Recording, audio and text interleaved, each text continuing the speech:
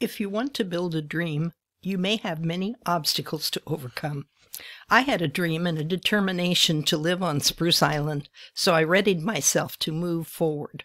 When my husband Les gave me the Boston Whaler and taught me to use it, I was on my way to overcoming my first challenge and embarked on a 20-year adventure that changed my life.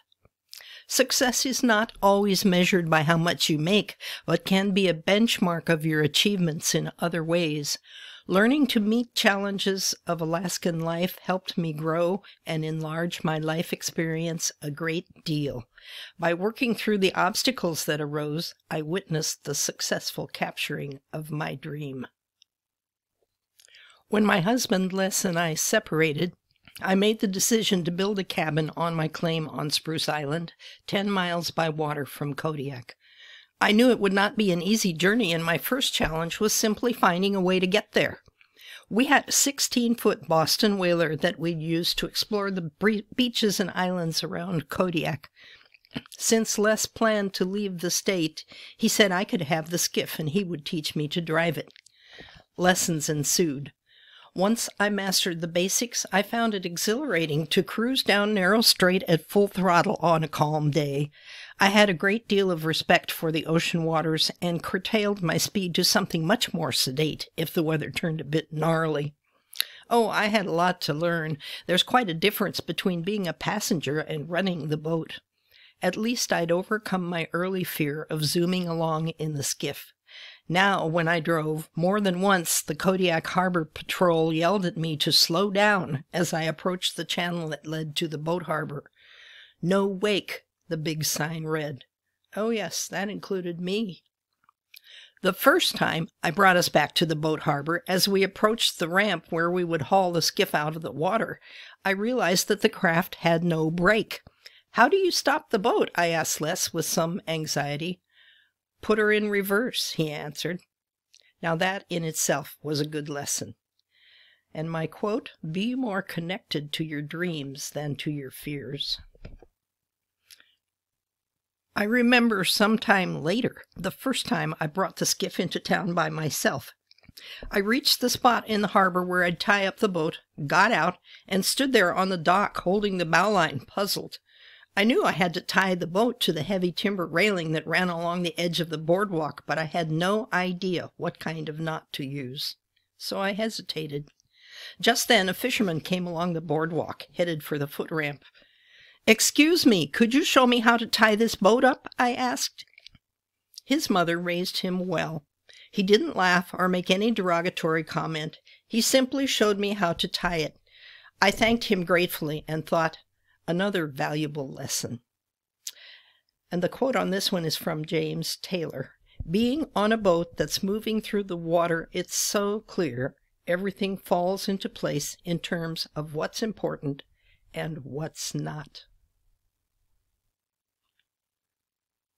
During the transition to life on Spruce Island, and for all the years I lived there, the skiff became an essential piece of equipment. It was at once my station wagon, freight carrier, and passenger bus.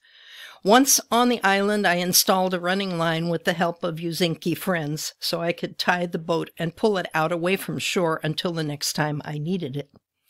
I used the running line until winter storms threatened. Then, with the help of rollers of small, smooth logs, a winch, and a couple of helpers, we pulled the skiff out of the water for the winter. The quote here is, "As soon as I get on my boat, something inside me changes. Then I really feel what living is." Until we got the cabin built, we stayed in the empty log house on the beach at Eskimo Cove, over the hill and the closest thing we had to next door. On one early trip, we brought a load of freight and my 13-year-old son and the 12-year-old daughter of visiting friends. Another friend and I went back to town to get the adults, leaving the 2 youngsters alone at the log house. When we got out on the water, we found the wind had picked up. Fortunately, we wore survival suits on that trip and we're glad we did. They kept us quite warm. The water was rough. We traveled with our hearts in our mouths. Like the old Norwegian fisherman said, "Well, we can't turn around, so we might as well keep going forward." For the entire journey, we were accompanied by some killer whales who swam beside our craft.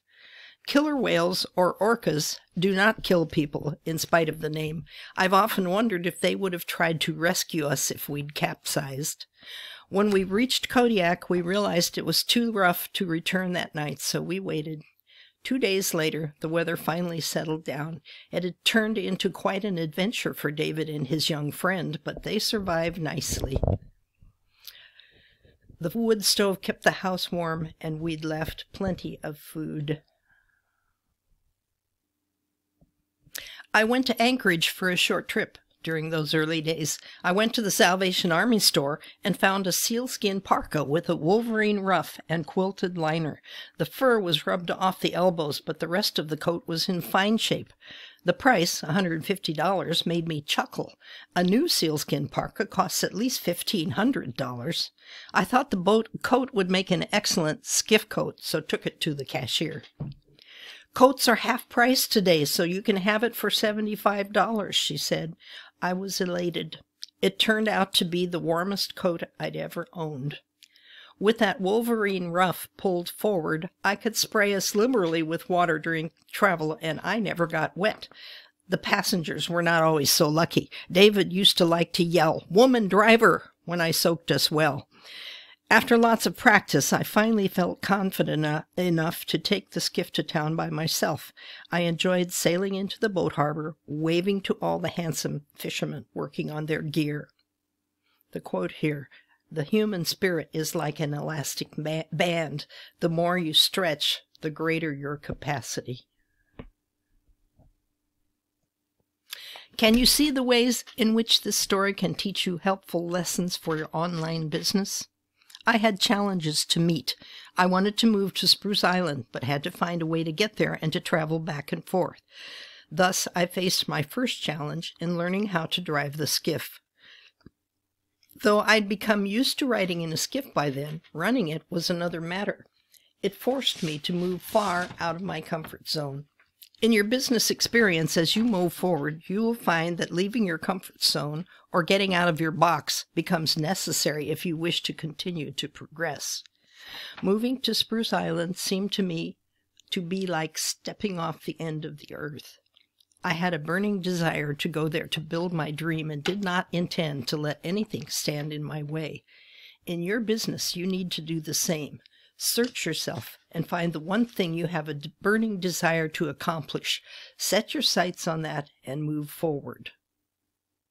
I had to divide my goal of a home and a successful life on Spruce Island into little pieces, small enough that I could accomplish them one at a time. I stayed focused on the tasks of learning to run the boat, building my cabin, and establishing my place in the village. These things took time and patience. However, I reached success. The lessons I learned and my willingness to do whatever I found necessary to reach my goal served me well. When we completed the cabin and I moved to Spruce Island to stay, I lived in the house I'd built with the help of friends for 20 years. I had a dream and pursued it until it became reality. You can do the same. These are really good quotes. Instead of thinking outside of the box, get rid of the box. Leaving your comfort zone is a must if you wish to grow. Step so far out of your comfort zone that you forget how to get back. Be more committed to your dreams than to your fears. Tell me, what is your dream? Is there some goal in your life that you have a burning desire to achieve? Have you found the means to achieve it? If you're still in need of a vehicle to help you reach your goal, search no more. My company, Wealthy Affiliate, is the best I've found. I've investigated thoroughly, and I believe this company has the expertise you need and the training necessary to take you where you want to go. Go to my website, https://buildtowinaffiliates.com, and click on any Wealthy Affiliate banner or image and read the whole story. You can join for free and see if it works for you. You will be glad you tried it. Thank you for watching this video. If you enjoyed it, please subscribe, leave a comment. There will be more Alaskan stories.